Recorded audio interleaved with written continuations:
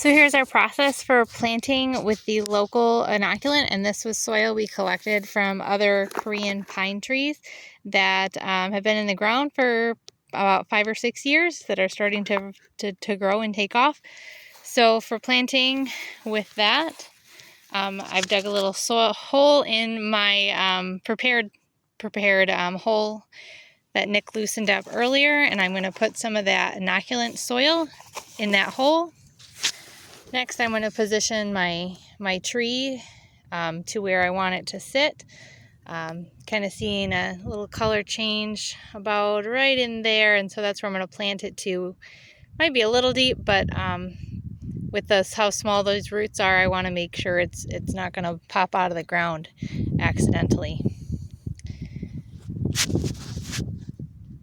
So with that positioned in the hole, I'm going to add some more of the inoculant soil on top of that and then water that.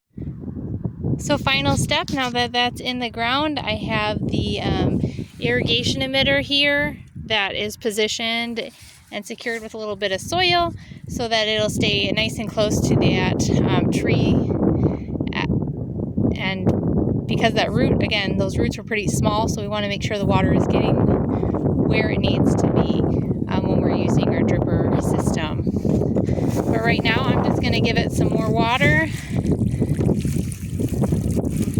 Just a little bit of water here to get that soil settled in and hopefully reduce stress on this tree at the initial planting.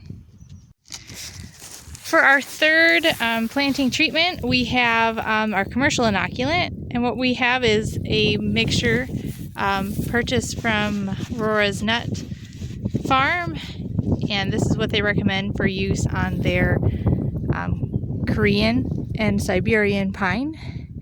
And so we're going to start by adding some of that inoculant to our planting hole. Then we're going to also put some right on the roots. You go ahead and toss some in there. All right, a little bit more.